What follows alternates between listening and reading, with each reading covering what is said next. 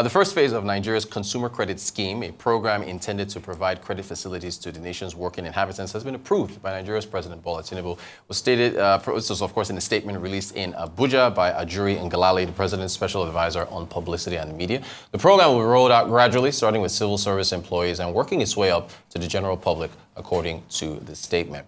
Now, of course, in light of recent suspension by the aviation authorities, Dana Air has announced that it's processing refunds for flights. This, of course, is a response to a runway incursion incident involving one of the airline's aircraft this week. The Nigerian Civil Aviation Authority has announced the suspension in order to conduct a safety and financial audit. Well. Who better to discuss than Arise Business Analyst Chika Mbonu. Chika, good morning to you. Thank you so much. How are you today? I'm fine, thank you. Good to hear. Where do you want to begin?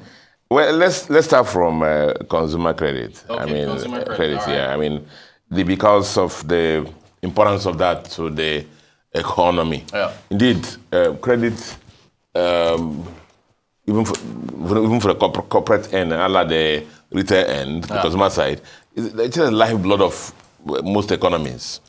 But that has been one major gap in the Nigerian economy, and such that, everything that you want to buy, you need to accumulate the cash before you do that. And so Nigerians have tried to, override that or stimulate that by doing things like, pardon our international viewers. I hope, let me use this local word, they call them a susu. Yes. And then some other people call it a jaw, where people gather together, maybe 10 people, and contribute 200,000 naira a month. And then so that by the end of 12 months, you have about 1.2 million naira when it's your turn to collect the money. Right. So that you can have money in bulk to buy the things you want to buy, either a car, either fridges, television sets, and so on and so forth. Yeah. Make your capital acquisitions. So that's how the Nigerians have tried to achieve that in the past. But with the coming on of this consumer credit scheme, it will help so much in improving the quality of life of citizens. Yeah. Improve the aspiration of people because of the fact. I remember when I was starting life, there was a company that I don't want to call their name now. There was a leasing company, so I don't want to give them free advertisement. And because they allowed instrumental payment. Okay. It allowed me to buy my deep freezer, my gas cookers, my air conditioners.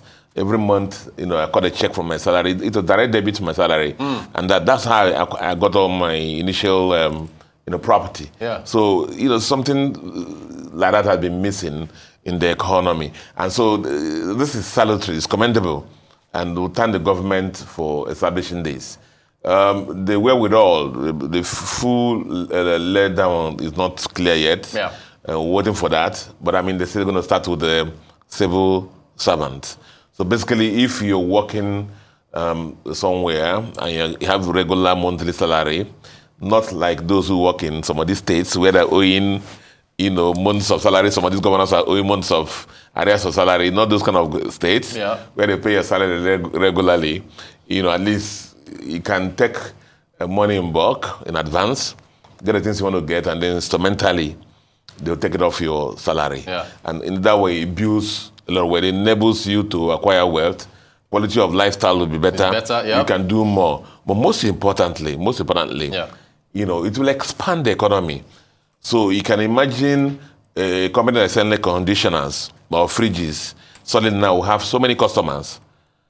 Because of the fact that people are, now can buy more now, through this consumer credit scheme. So it's a very important major issue in the economy at this period. Right on the back of the student loan schemes too. And so we commend the government for these two key initiatives. All right. And hope that it doesn't become the Nigerian thing, not be swallowed up or muddled up with the usual civil service problems. And again, in about 3 years' time now, we'll hear that the DG of the consumer something crazy have been invited to EFCC, has been invited to EFCC to come and explain how 5 billion, 20 billion has, You know, it's funny you mentioned, you see what's happening in Kogi State. So that what normally happens to most of these MDAs, you know. Yeah, but so we'll love that, and we want it to, you know, civil servants first before everybody else, you know, and me. Dana, you do recall that personal story. I share my personal story here. Writing on the back of this letter of suspension given to Dana on 20th July 2022. In that letter also, the NCAA requested was relying on a full audit, similar to the one now demanded by the NCAA of this time around. Total audit, whether it's operational, whether it's maintenance, whether it's financial, and so on and so forth. And I remember when that happened, and we did it on the air in our station here. And then what happened was that shortly after that, I do recall that Dana was called back to start flying again by NCAA. That's right. And I do remember I had personal communication with the NCAA people, and I asked, that you did an exhaustive letter that had about 3 pages letter that had so many infractions. And then he said, resolve all findings of the financial and technical audit, provide a detailed sustainability plan, which include proving financial resources, provide, you know, so many things, the issues raised. A lot of them were corporate issues. And I asked, can you show us evidence that these things have been resolved? Nobody did, but they came back on air and started flying again. You know, so as somebody said, one wheel flying off there, one runway incursion there, and so on and so forth, that one day things can get worse, you know.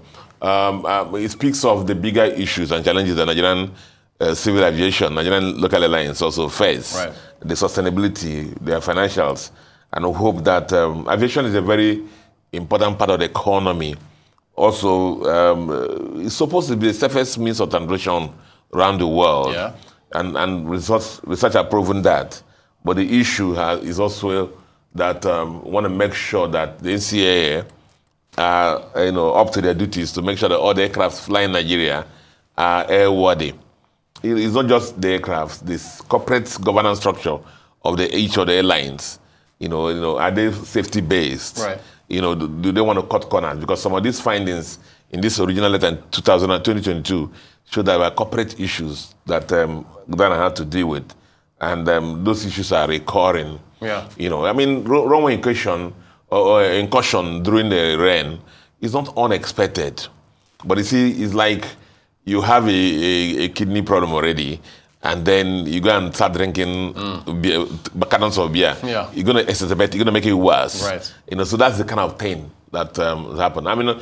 Planes can land during the rain, and a lot of planes were landed that Tuesday. The rains were heavy, but the issue is that if the aircrafts are not very airworthy, had issue with the landing gears and so on and so forth, they become uncontrollable when they land, and then and get into the grass.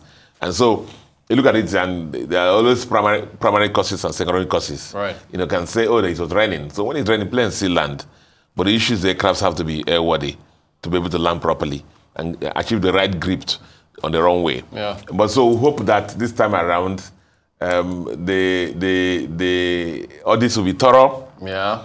Before they are called back and implemented and corrected. By the way, there was an issue there about the minister's directive, taking over the authority of NCAA and so on and so forth.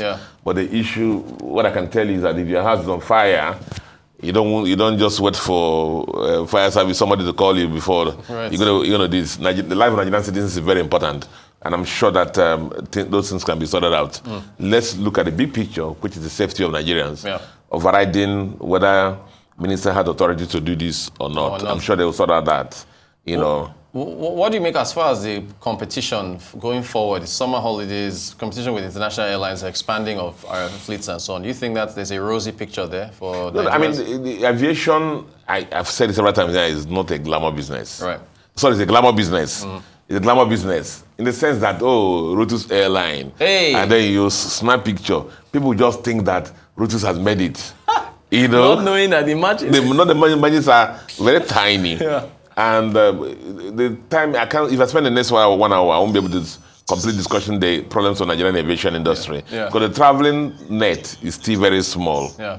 And there are a lot of institutional issues that need to be addressed to make the business more profitable for the airlines. Yeah. So that's it. But I mean, some are coming. Remember, some are also driven by what? Consumer purchasing power. That's right. With the tickets in the roof, remember the time. But thank God for one of our local airline APs have done some things to help in moderating the appetite of the other airlines to put the tickets in the roof, and we hope that everything will just moderate. But local aviation is a major challenge. The major challenge, and then the airlines have tried to increase the prices, but you meet price resistance because the traveling public is still, the net is still limited.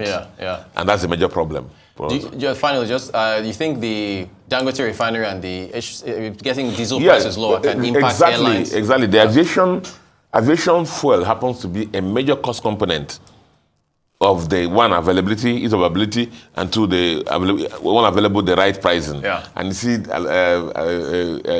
Dangote refinery has been moderating the aviation prices. It's coming downwards, and we hope that will also hit the bottom line of the Nigerian airline industry, and then transfer that ultimately to the traveling public and the ticket prices. And the ticket prices. So this is salutary again to the Dangote people and everybody. Aviation analyst, all right. Arise business correspondent Chika Mbonu. Chika, as always, thank you so much. I appreciate your time.